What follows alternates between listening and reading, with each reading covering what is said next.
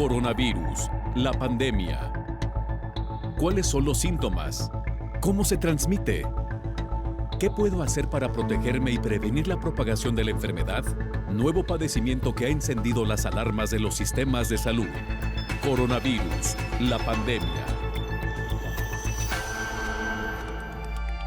¿Qué tal? ¿Cómo le va? Bienvenido a un programa más de Coronavirus, la pandemia, nuestros programas de fines de semana que dedicamos a hacer un recuento de lo que le hemos presentado a lo largo de 5 días y que consideramos pues son la parte sustancial, lo más importante de lo que aquí le hemos presentado. Si usted no tuvo oportunidad de sintonizarnos en la semana, bien vale la pena recuperar esta información en fin de semana. Y para iniciar, vamos con el reporte que nos presenta nuestro compañero Roberto Castañares, corresponsal de la agencia EFE en Europa. Es el reporte más reciente desde la sede de la Organización Mundial de la Salud en Ginebra, Suiza. Hola, ¿qué tal? Buenos días, Belén. Buenos días a todo el auditorio de Canal 44. El coronavirus está avanzando en Europa a pasos agigantados y bate récords de infecciones en países como Francia, España, Italia o Alemania. En la tarde del jueves, la Organización Mundial de la Salud lanzó una alerta por el alarmante aumento de los contagios en el mundo, con 530.000 nuevos positivos solo en el día de ayer y casi 10.000 fallecidos en un solo día.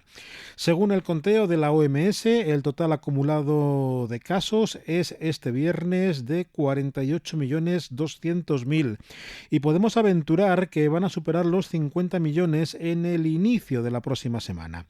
Las defunciones rozan el 1.230.000, con América a la cabeza y dentro de ella Estados Unidos como país más afectado.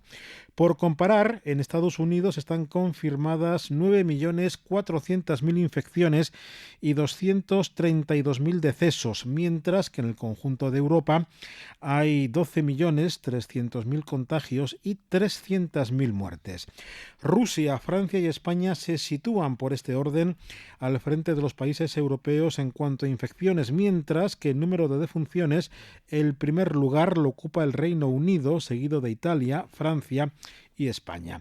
Esta semana está siendo negra para Francia, que solo el jueves confirmó casi 60.000 nuevos casos de COVID-19. Es la cifra más alta desde que se realizan pruebas de diagnóstico a gran escala en ese país. Por su parte, España se anotó también el jueves la cifra más alta de casos de la segunda ola de la COVID-19, con 368 muertes y 22.000 nuevos contagios. Y Alemania registró un nuevo máximo de contagios con casi 20.000 positivos en 24 horas. Si continuáramos con el repaso por países europeos, la situación es parecida en bastante de ellos. Así que ante esta segunda ola de la pandemia, los países de Europa han decidido adoptar más restricciones y estudian la implantación de otras nuevas. En Inglaterra, por ejemplo, han entrado en vigor unas medidas de confinamiento conforme a las cuales deben cerrar los comercios no esenciales y se combina a trabajar desde casa siempre que sea posible, aunque se mantienen abiertas las escuelas y se permite el ejercicio al aire libre y el contacto exterior con una sola persona ajena al propio domicilio. En Grecia, con un aumento exponencial de casos, regirá a partir de mañana sábado el confinamiento en todo el país, con el cierre de cualquier actividad comercial hasta finales de mes, a excepción de las tiendas de alimentación, farmacias, gasolineras y la enseñanza primaria. También en Austria rigen medidas que van desde el toque de queda nocturno al cierre de la gastronomía y el ocio. Reportó desde Europa Roberto Castañares para el programa Coronavirus, la pandemia. Una buena noticia llegó a México esta semana y es que este país se suma a los protocolos de ensayo de una de las vacunas chinas para contrarrestar COVID-19. Un grupo importante de mexicanos participarán en la fase 3. El 30 de octubre llegaron a México las dosis para la fase 3 de la vacuna para hacer frente al COVID, que realiza el laboratorio chino CanSino. Participarán alrededor de 15,000 voluntarios mexicanos mayores de 18 años, informó el secretario de Relaciones Exteriores, Marcelo Ebrard. Se va a llevar a cabo en 20 centros de salud distribuidos en 12 entidades federativas de la República, incluida la Ciudad de México. Si ustedes me permiten algún comentario sobre ello, quisiéramos agradecer a la entusiasta participación de la jefa de gobierno, Claudia Sheinbaum, así como de la CONAGO por conducto de Juan Manuel Carreras, gobernador de San Luis Potosí. El señor presidente de la República nos pidió desde el inicio de estas pláticas y negociaciones que cuando se llevase a cabo la fase 3 se incluyeran diversas entidades federativas con criterios técnicos, científicos, no políticos, y que no se llevara solo a cabo en la Ciudad de México, como ha ocurrido en otras ocasiones. México se suma al estudio global en el cual participan también Chile, Argentina, Pakistán, Arabia Saudita, Rusia y China. Serán entre 30 y 40,000 voluntarios en total. Se explicó que los reportes y resultados se darán en tiempo real y serán entregados a la COFEPRIS de acuerdo a las normas establecidas, e informó que habrá cortes a los 14, 28 y a los 120 días de haber aplicado la vacuna, la cual consistirá en una sola aplicación. Las dosis fueron almacenadas entre 2 y 8 grados. Se informó que estas vacunas ya fueron aplicadas entre los miembros del ejército de China, informó Rocío López Fonseca.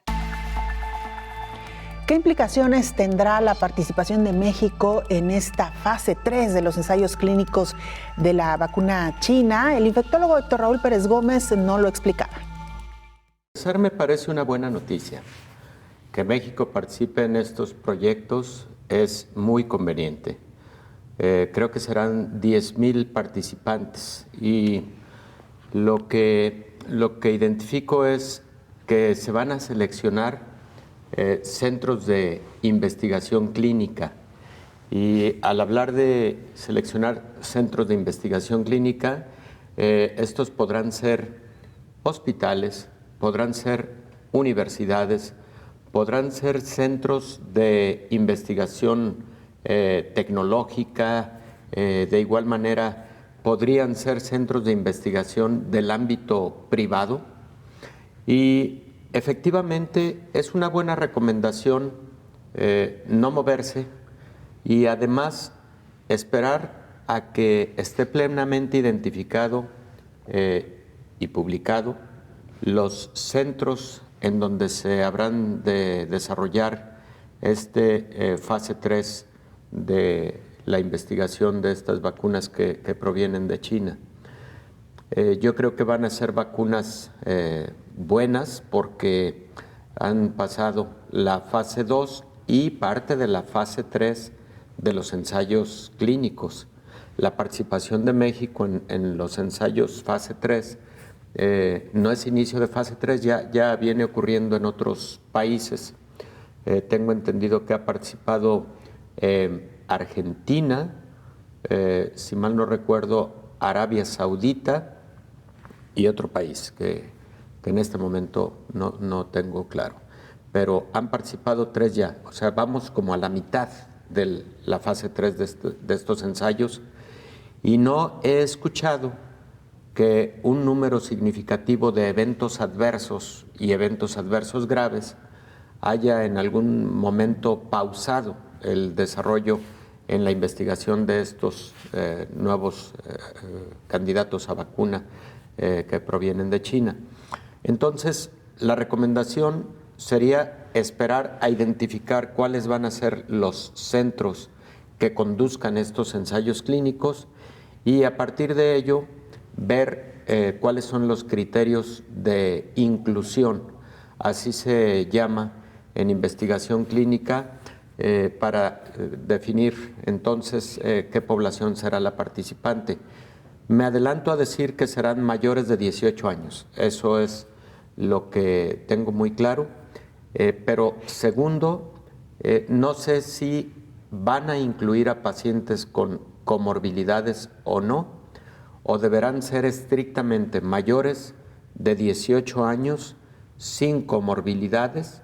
Evidentemente serán entonces voluntarios sanos mayores de 18 años, o es posible que haya algunos brazos del estudio en donde se puedan incluir pacientes con alguna comorbilidad. Hay que esperar para ver esos criterios de inclusión y bueno, me parece una excelente noticia.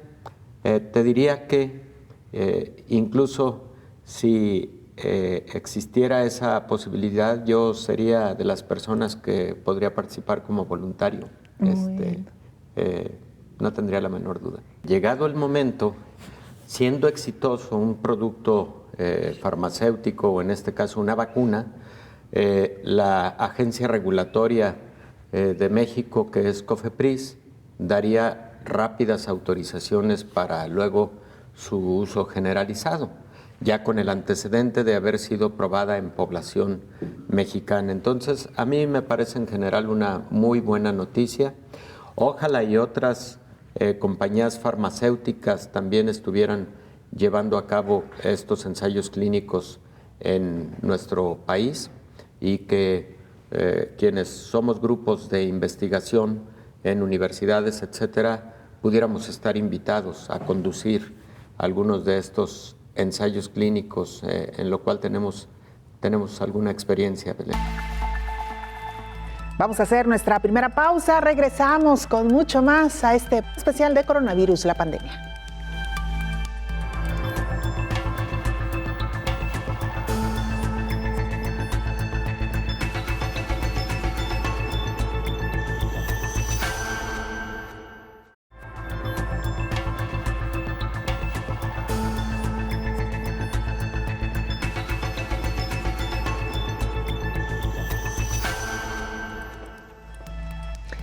Y miren, más información, ¿qué relevancia han cobrado las políticas sociales en el mundo en medio de esta pandemia? Nuestra compañera Elizabeth Ortiz nos lo explica en el siguiente reporte.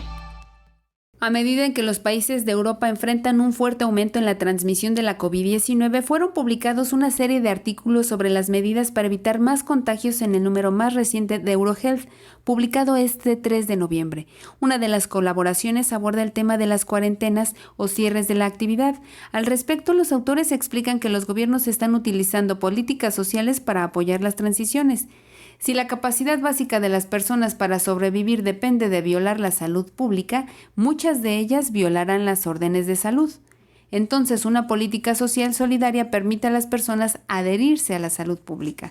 Hay medidas que protegen los ingresos, la vivienda y necesidades similares pueden aumentar la adherencia a las medidas de bloqueo, ya que significa que la gente no es expulsada a trabajar cuando no es seguro hacerlo. Francia, Alemania, Italia, Malta y Reino Unido implementaron algunas medidas sin precedentes. Los enfoques al apoyo social son diversos. Por ejemplo, España proporcionó mascarillas sin costo a cada residente, mientras que Austria proporcionó asistencia financiera adicional a particulares, incluidos estudiantes y personas mayores. Las políticas de salud pública pueden incluir medidas para poblaciones vulnerables, por ejemplo, personas sin hogar, seguro de desempleo, medidas de protección de ingresos, incluso para trabajadores precarios o independientes, por ejemplo en las artes, e incluso planes de renta básica, trabajo de corta duración o medidas para garantizar el acceso a la atención médica, informó Elizabeth Ortiz.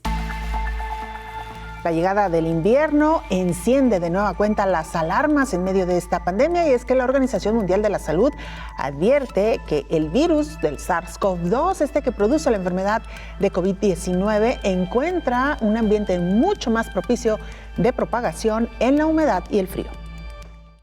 La epidemióloga líder de la Organización Mundial de la Salud, María Van Kerkhove, revela que los diferentes niveles de humedad relativa pueden afectar la habilidad de propagación del coronavirus SARS-CoV-2 que causa la COVID-19.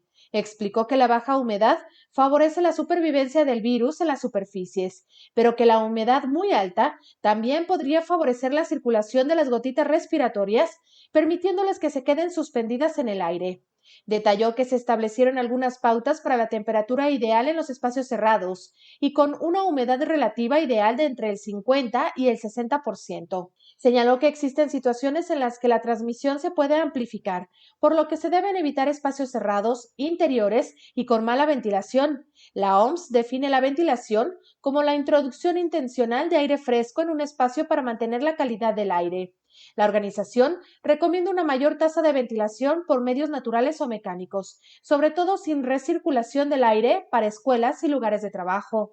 En caso de que sea necesario recircular el aire, La OMS recomienda la limpieza de filtros con regularidad, especialmente en los trabajos que ponen a una persona en un riesgo medio o alto de exposición al coronavirus, como es el caso de los trabajadores de primera línea en el comercio minorista, los de alojamiento turístico y los trabajadores domésticos, informó Rocío López Fonseca. Vamos a China, donde surgió precisamente esta pandemia. Ahí se encuentra nuestro compañero Jesús Centeno, corresponsal de la agencia EFE, y nos presenta el más reciente informe, el reporte más reciente que está ocurriendo hoy por hoy en este país. Adelante, Jesús, te escuchamos. Hola, ¿qué tal? Buenos días, Belén. Buenos días a todo el auditorio de Canal 44. Aquí en China las miradas están puestas en la región de Xinjiang, en el noroeste del país.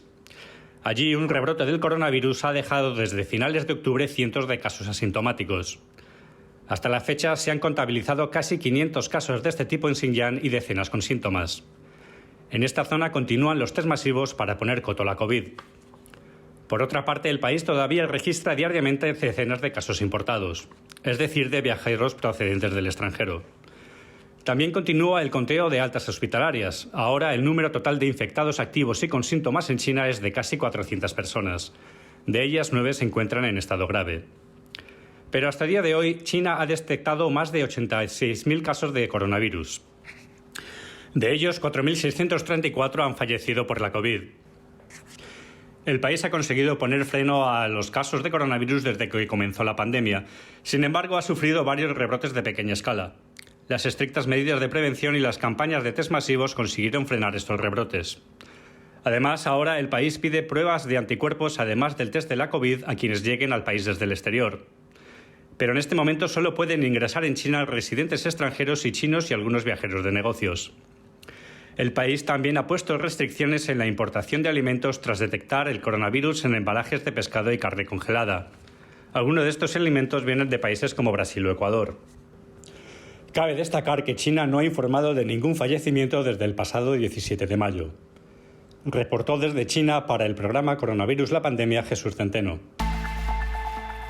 El infectólogo Héctor Raúl Pérez Gómez habló esta semana también sobre la advertencia de la Organización Mundial de la Salud en el sentido de que los casos de COVID-19, pero también los casos de otras enfermedades respiratorias podrían aumentar con la llegada del invierno. ¿Qué implicaciones tendrá esto y cómo podemos cuidarnos? El infectólogo Héctor Raúl Pérez Gómez nos lo explica. Estudios tempranos de las características de sobrevivencia del virus durante esta pandemia mostraron que este virus es capaz de tener mayor presencia ambiental en ambientes fríos, valga la redundancia, y en ambientes húmedos. Entonces, por ese motivo, efectivamente, el entrar a la época invernal en el hemisferio norte puede representar un mayor riesgo de incremento de la pandemia. Y también habría que recordar lo siguiente: tradicionalmente en invierno las personas suelen acudir más a compras en centros comerciales y luego, por motivo del frío, precisamente resguardarse al interior de locales comerciales, de centros de venta en diversas plazas y demás. Y eso puede representar un riesgo por estar entonces al interior de estos espacios que frecuentemente no son lo grandes que se quisiera para disminuir los riesgos, ¿no? Entonces todos esos detalles van a jugar en la determinación del curso que tome la pandemia en los próximos meses en el hemisferio norte. Ya algunos países europeos están teniendo temperaturas bajas y recordemos lo que está ocurriendo con Europa. Están viviendo pues una de las peores catástrofes epidémicas a lo largo de este año, con este rebrote, con esta segunda ola que tiene confinado a media Europa occidental, ¿no? Francia, España, Reino Unido, etc. Los aires acondicionados comunes los aires acondicionados de uso doméstico, no todos tienen filtros de alta eficiencia. Los filtros de alta eficiencia son, parecido a lo que ocurre con los cubrebocas, las mascarillas.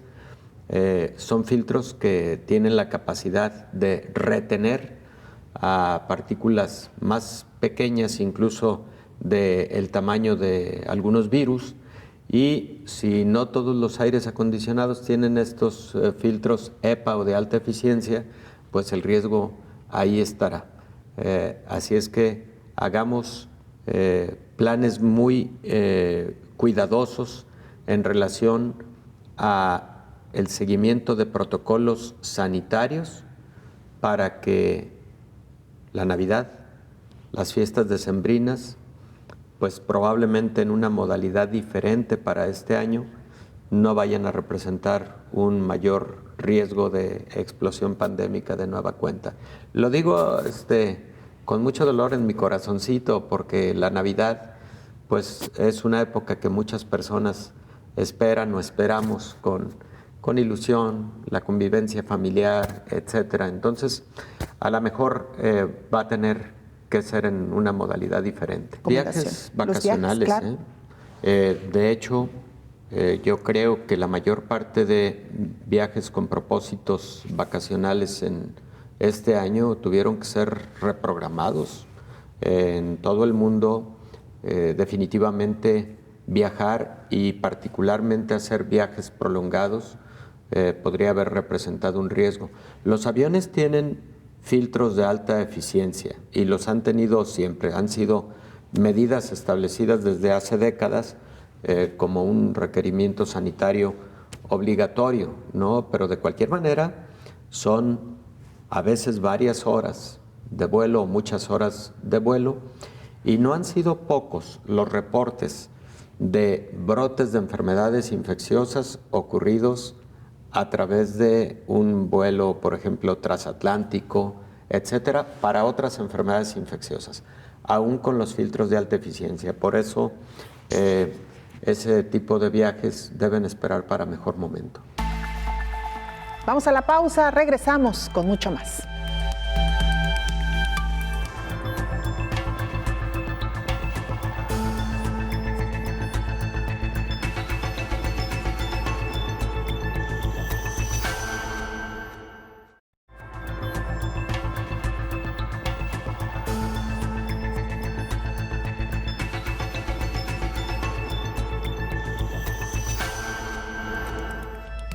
Estamos de regreso en este programa especial de coronavirus, la pandemia, y mire, a la distancia, a la luz de los meses que han pasado en medio de esta pandemia de COVID-19, se ha revalorado la importancia de haber tomado a tiempo la decisión de cerrar planteles escolares, sobre todo porque con ello se pudo salvar y se pudo proteger a miles de niños y niñas de sufrir un contagio.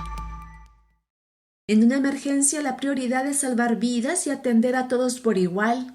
En los 10 meses transcurridos, las afectaciones por el virus SARS-CoV-2 han sido en la edad productiva y en la tercera edad, en particular en quienes tienen varias afectaciones en su salud. Sin embargo, uno de los grupos también vulnerables es la población infantil, aunque su capacidad de respuesta ha sido fundamental para contrarrestar los efectos del nuevo coronavirus. La baja afectación en las niñas, niños y adolescentes, de acuerdo con los datos mundiales, se debe en parte que a raíz de la expansión agresiva del virus por el planeta, a partir del segundo bimestre del año, el sistema de salud y educativo adoptó como primera medida cerrar las escuelas.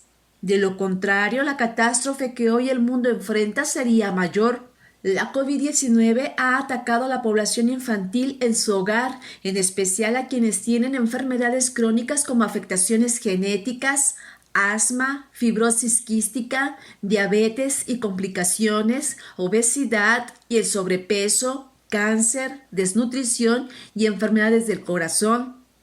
Miles de niñas y niños en el mundo se han visto afectados en su salud por el nuevo coronavirus.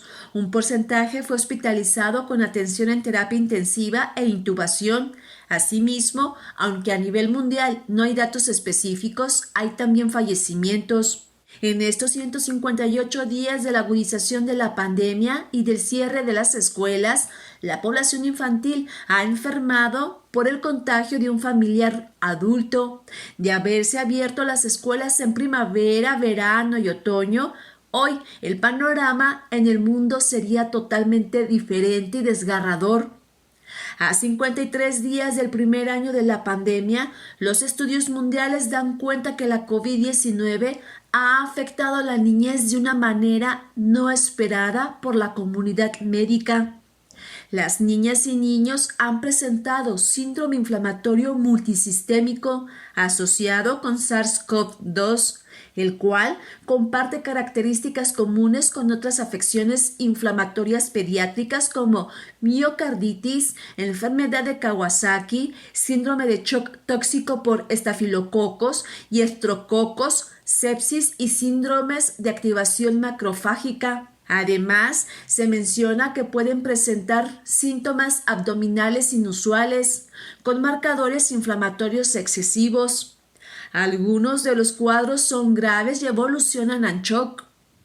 Los estudios internacionales en pediatría continúan analizando la COVID-19 en la población infantil. En la emergencia sanitaria por COVID-19 se tomó en cuenta la Declaración Imperativa del siglo XIX, Mujeres y niños primero. Esto es, dar prioridad a las madres de familia en el ámbito laboral y a las niñas, niños y adolescentes en el sector educativo, informó Isaura López Villalobos. Y a propósito de la salud infantil, al inicio de esta pandemia también se creía que el virus del SARS-CoV-2 era, digamos, más benévolo con los niños. Sin embargo, conforme han transcurrido los meses y conforme se han conocido más casos, no necesariamente es así. Es decir, los niños también se contagian con el virus del SARS-CoV-2 y también pueden enfermar de manera grave. Lo que es más, pueden desarrollar otras enfermedades que ponen en riesgo su salud. Estamos ante un virus inteligente que hace 5 cosas. Engaña el sistema inmunológico los primeros 5 a 7 días. Por lo tanto, el sistema inmunológico no responde como una influenza donde al principio nos empezamos a sentir mal. Es un virus que no es selectivo ni está hecho en laboratorio para dañar gente. Es un virus que actúa como los virus actúan, de manera precisa, y saben en dónde pueden reproducirse, porque el virus está diseñado para reproducirse, porque eso es lo único que hace un virus. El virus lo único que quiere es tener hijos para seguir viviendo. Entonces, eso es una parte importante entenderlos. Entonces, busca a los organismos más vulnerables para poder tener más hijos. Por eso tiene mecanismos de entrada y de daño que son muy interesantes. Tercero, este es un virus que no genera una inmunidad, hasta lo que sabemos, una inmunidad muy efectiva, sobre todo si hay factores alrededor para desarrollar esta inmunidad. Por lo tanto, habrá personas que podrán tener en algún momento, si no se cuidan, nuevamente la enfermedad. La cuarta cosa que tiene este virus es que no lo podemos matar primero porque no hay medicamento que ha demostrado la efectividad. Entonces es un virus que solamente nuestro sistema inmunológico lo va a hacer. Por lo tanto, el tratamiento que debemos de dar no es matar el virus, sino reforzar a la persona para que pueda desencadenar esto. Y quinto, es un virus nuevo que nos agarró en una condición verdaderamente de desventaja. Empezó en invierno y ahora viene el invierno, por lo tanto vamos a tener que cuidar infecciones alrededor de esto. Hay que vacunarnos contra influenza, las personas mayores se tendrán que vacunar contra neumococo y lo más importante, los niños deberán de seguir siendo cuidados para no seguir regando la enfermedad. Es el síndrome de respuesta inflamatoria post-COVID. Hemos aprendido que en realidad, como lo acabo de decir, el virus no lo podemos matar, pero nuestro sistema inmunológico se activa de tal manera que ese sistema inmunológico empieza no solamente a atacar el virus, que es su trabajo, sino también empieza a responder de manera exagerada, por lo tanto inflama nuestro organismo, por así decirlo. Por eso se llama síndrome de respuesta inflamatoria post-COVID. Y eso es lo que a los niños, que también lo presentan los adultos, que esto es lo que aumenta la mortalidad en los adultos, y que esto es lo que hace que nuestros niños se puedan enfermar. Ahora, los niños pueden empezar, igual que los papás, con síntomas de gripa y no tener nada más, no tener dificultad respiratoria. De entre la segunda, tercera, cuarta semana, depende de cada niño, la carga de virus y el sistema inmunológico de los niños empiezan a tener síntomas. El síntoma más característico es la fiebre. Como estamos ante una respuesta exagerada que tiene el sistema inmunológico, la fiebre, como parte de esa respuesta de defensa, empieza a estar. Son niños que tienen fiebre persistente, que van con el médico. Si el médico encuentra algo, puede dar antibiótico o no. Generalmente eso es lo que se está haciendo, sobre todo los médicos de conveniencia que están en las esquinas. Empiezan a utilizar antibióticos y esos antibióticos retrasan el diagnóstico. Y entonces empieza a aparecer otros síntomas, que son los niños se pueden tener un poquito de hinchazón de párpados, porque el riñón se afecta y entonces el riñón deja de hacer su trabajo, que es hacer pipí. Y se agregan otras cosas como dolor abdominal, que habitualmente el dolor abdominal es porque aumentan de tamaño los ganglios dentro del intestino y crece el hígado o se inflama el hígado. Y lo último que van a tener, sobre todo, es problema respiratorio. Es frecuente que lleguen los niños con mucha fiebre, sin ningún problema respiratorio, que lo medimos con el oxímetro. Esto ha hecho que los niños, que también se comportan muy diferente que los adultos, esto lo pueden sobrevivir ellos, sí, lo pueden sobrevivir, es una fiebre que dura 7 días, pero pueden dejar secuelas, sobre todo en corazón, que es un síndrome que se llama síndrome de Kawasaki, o puede quedar con un poco de daño renal, o empiezan con problemas respiratorios, que es cuando llegan más tardíamente a recibir la atención, y entonces los niños ya sí tienen tos, dificultad respiratoria y los otros síntomas que ya había comentado. Es importante tener en cuenta para detectar los casos de riesgo. Uno es, estuve en contacto con alguien con COVID o sé que estuve en contacto con alguien que resultó positivo a la prueba de COVID, aunque no desarrolló enfermedad grave. La mayoría, todos los niños, tienen contacto con alguien que los contagió. Eso es obvio, ¿de acuerdo? Bien, entonces, si voy a una fiesta, si estoy con mi familia y alguien de la familia estuvo con COVID, sobre todo en las primeras 3 semanas después de que empezó con síntomas, o voy a una fiesta y alguien avisó que en la fiesta alguien se enfermó, que tendremos que hablar luego de las fiestas, ese es un niño que ya tiene riesgo de tener la enfermedad por COVID. 2, si tiene un cuadro respiratorio, aunque sea pequeñito, que no dé tanta importancia, y aparece una fiebre que no cede de manera fácil y habitual o a los medicamentos habituales y dura más de 3 a 5 días, puede ser COVID.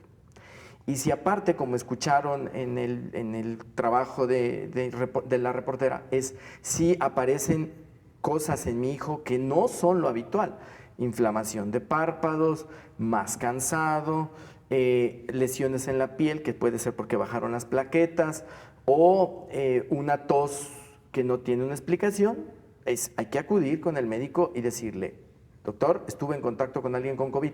Porque lo que estamos haciendo es, como le pedimos a Dios que no nos dé COVID, ocultamos que estuvimos en contacto con COVID. Y como sabemos que la regamos porque estuvimos en una fiesta donde pudo haberse contagiado, lo ocultamos porque es el pecado mayor. Pues sí, o sea, cometemos el pecado sabiendo que estamos cometiendo pecado. Y entonces retrasamos la atención. Vuelvo a insistir, esta enfermedad es una enfermedad que no debería de matar si se atiende a tiempo, a pesar de que existan comorbilidades. Y los niños, como tienen más reservas, como están nuevos, como todo es nuevo en ellos y generalmente no tienen enfermedades asociadas, aguantan más, y por eso el síndrome de respuesta inflamatoria multisistémico se presenta entre las 2, 3 o 4 semanas en que alguien de la familia tuvo síntomas COVID. Esos datos, la epidemiología, que estuve en contacto con alguien con COVID, fiebre que no tiene explicación o que no cede al tratamiento que ya le dio mi pediatra o el médico, y que aparece algo que ya no suena bien o no se ve bien en mi hijo. En Venezuela, nuestra compañera Desiree Lozano Zorrilla, periodista de Panas Digitales, nos presenta también lo que está ocurriendo en este país, el más reciente informe. Hola Belén, un cordial saludo para ti y para todo el auditorio del Canal 44. En Venezuela, la cifra oficial de casos confirmados de COVID-19 se ubica en 92.325 y la cifra de fallecidos ya está en 801 venezolanos. Desde hace unos meses, el gobierno viene aplicando el plan 7+7, que consiste en una semana de flexibilización y una semana de confinamiento.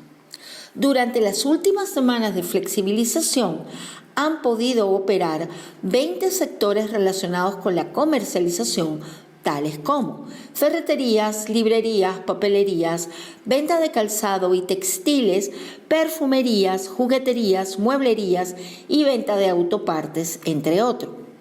También han podido funcionar 17 áreas del sector servicio, entre ellos consultorios médicos, peluquería, talleres mecánicos, autolavados, ópticas y centros veterinarios. Asimismo, el sector comercial industrial ha podido operar con la fabricación de autopartes, materia prima química, ensambladoras de equipos electrónicos y electrodomésticos. También en las últimas semanas de flexibilización se incorporaron 7 sectores del área de esparcimiento, entre ellos eventos deportivos sin público y espectáculos musicales, así como gimnasios, autocines, heladerías y cafeterías. La próxima semana será de confinamiento total, por lo que todo lo que operó durante la semana de flexibilización estará cerrado y la gente volverá al confinamiento en sus casas. Reportó para ustedes desde Caracas, Venezuela, Desiree Lozano Zorrilla. Vamos a la pausa, regresamos ya para entrar a la recta final de este programa especial Coronavirus, la pandemia.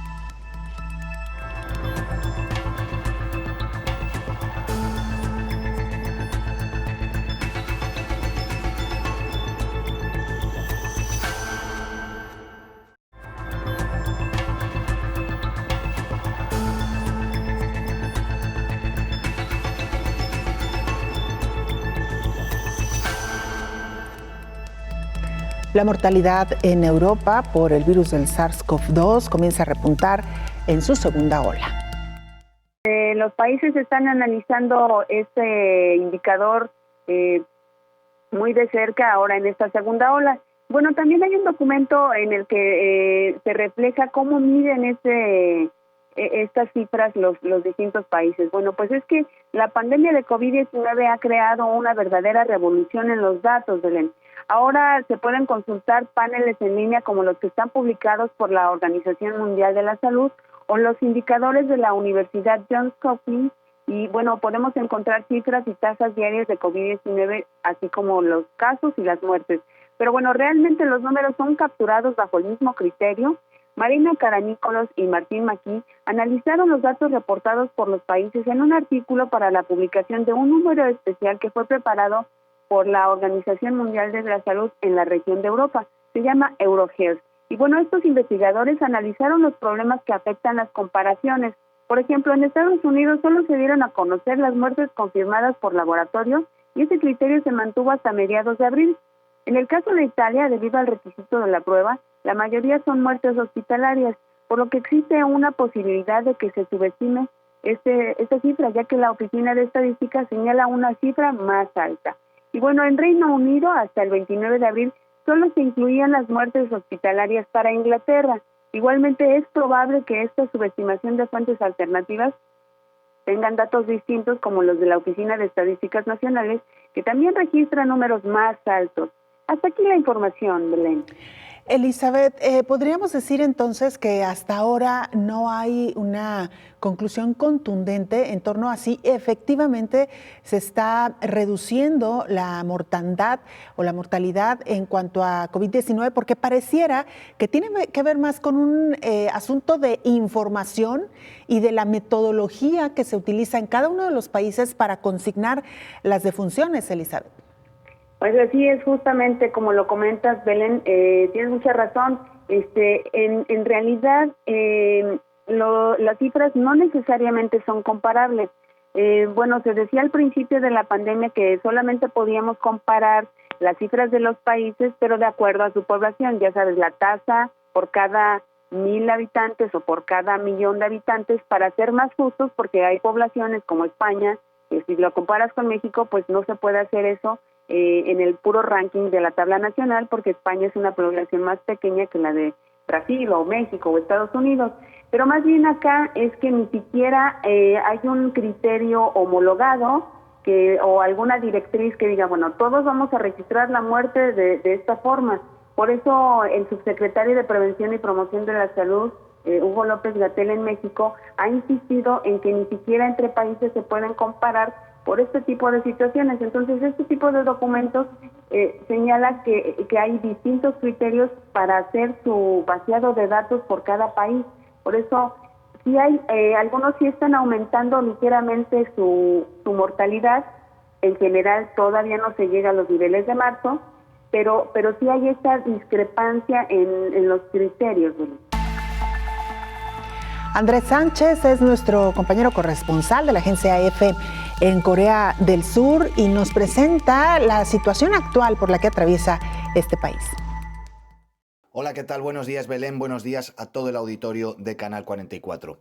Corea del Sur es sin duda uno de los países que mejor han gestionado la pandemia de coronavirus. Gracias a su sistema que combina rastreo exhaustivo de contactos, testeos masivos y atención médica específica, el país asiático apenas suma poco más de 23.000 casos y menos de 500 muertes por COVID desde que empezó la pandemia, y nunca ha tenido que imponer confinamiento alguno a sus ciudadanos. En la actualidad viene detectando en torno a un centenar de nuevos casos diarios y cada vez que se detecta uno de ellos, un equipo de investigadores epidemiológicos interrogan al contagiado para establecer una lista de contactos y una posible ruta de infección. Para elaborar ambas se emplean también los datos GPS del teléfono celular del afectado para saber dónde ha estado en los últimos días y a quién ha podido contagiar. De manera complementaria, las autoridades sanitarias también pueden investigar los datos de sus tarjetas de crédito y revisar imágenes de cámaras de seguridad para saber si, por ejemplo, la persona contagiada utilizó o no cubrebocas en un momento determinado.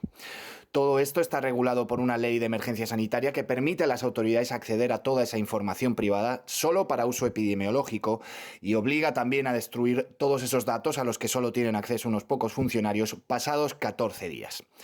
A más del 90% de los infectados por COVID en Corea del Sur se los ingresa en centros médicos específicos para aislarlos y a la vez para evitar brotes en hospitales. Aquellos con síntomas leves, de hecho, son alojados, por ejemplo, en antiguas residencias de estudiantes reformadas para evitar sobrecargar el sistema sanitario y asegurar a su vez las medidas de aislamiento. Por último, Corea del Sur también obliga a todo aquel que llega al país a realizarse un test PCR al entrar y a guardar una cuarentena de 14 días.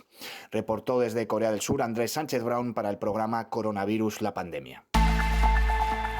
Esta semana nos acompañó en el programa de Coronavirus, la pandemia, el infectólogo Pedro Martínez. Él retomó algunos datos interesantes sobre cuáles son algunos de los factores que provocan que un paciente agrave durante el padecimiento de la enfermedad de COVID-19 y también hizo varias recomendaciones. Saturaron todas las terapias intensivas y ahorita con un similar número de casos no hay tanto paciente crítico. Una de las hipótesis es un fenómeno que publicó una revista Impacto en New England de variolización, es decir, el uso de cubrebocas. Si tú usas el cubrebocas, inhalas la cantidad de virus que pueda estar en contacto es menor a que si lo inhalas el virus sin cubrebocas, algo que se llama el efecto inóculo. Por ejemplo, si tú estás en contacto con un paciente sin cubrebocas, inhalas una gran cantidad de virus que si lo tienes. De tal forma que el cubrebocas se cree que es de los fenómenos más importantes que explican esto. Es decir, un cubrebocas puede terminar si eres asintomático, si eres leve o acabas en terapia intensiva. Entonces, este uso universal de cubrebocas, sobre todo en Europa, en esta segunda ola, se cree que tiene mucho que ver en la reducción de la mortalidad. Mismos casos, menos mortalidad. Esto también a su vez, por supuesto, en que tratamos mejor a los pacientes con COVID-19, ¿no? O sea, no hay punto de comparación como actuábamos en marzo a cómo actuamos ahorita. Definitivamente me parece que al haber una mayor sensibilidad, empatía hacia esta enfermedad, menos temor, menos pánico, pues hace que tanto los pacientes sepan a dónde acudir y los médicos de primer contacto también sepan a dónde evidentemente canalizarlos.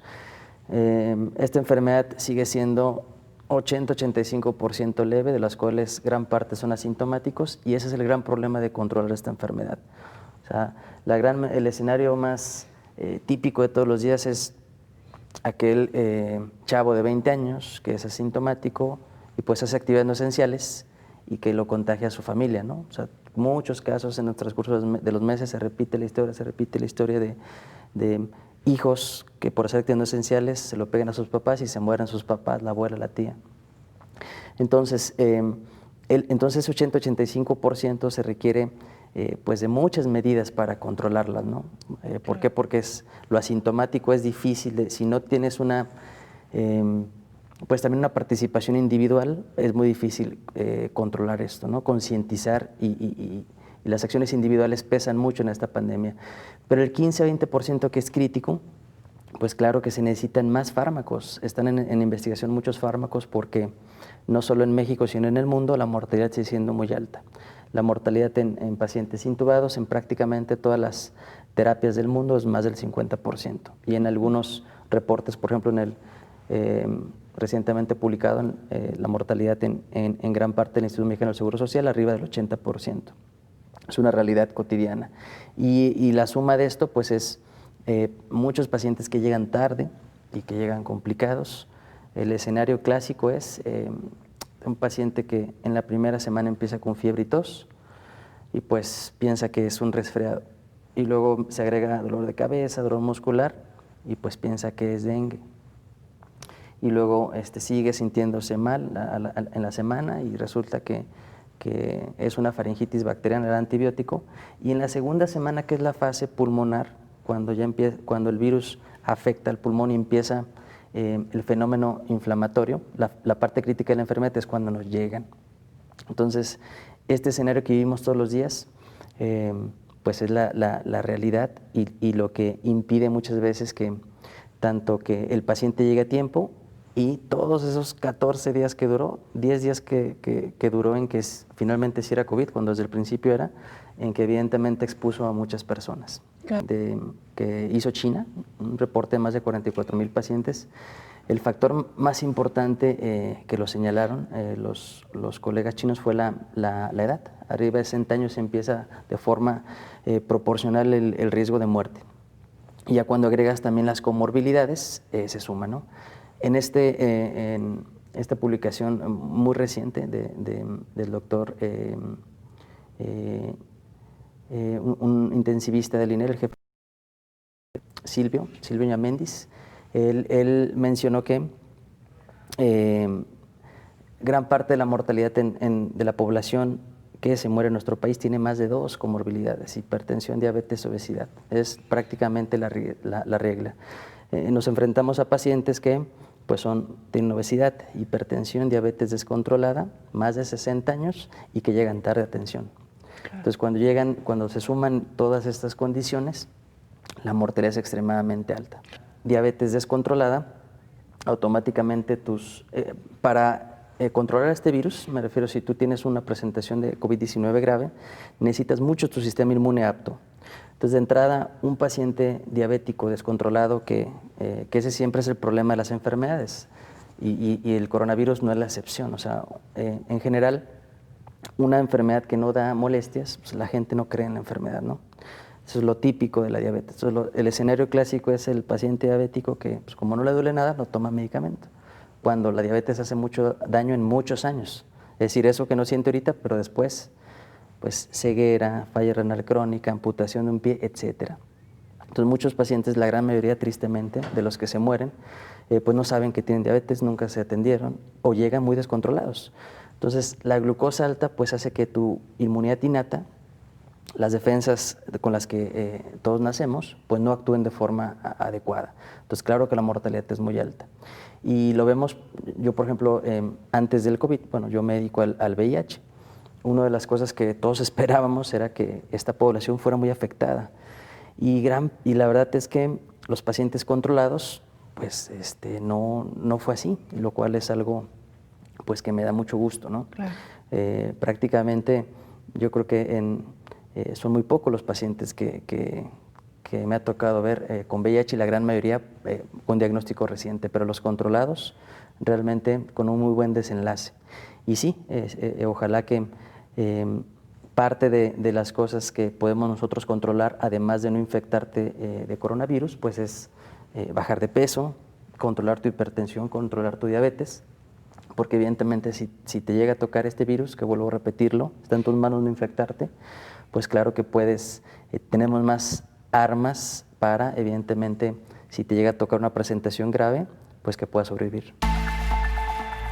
De esta manera llegamos al final de este programa. Gracias por habernos acompañado. Le invitamos para que nos sintonice en la siguiente emisión de Coronavirus, la pandemia. Hasta entonces. Coronavirus, la pandemia.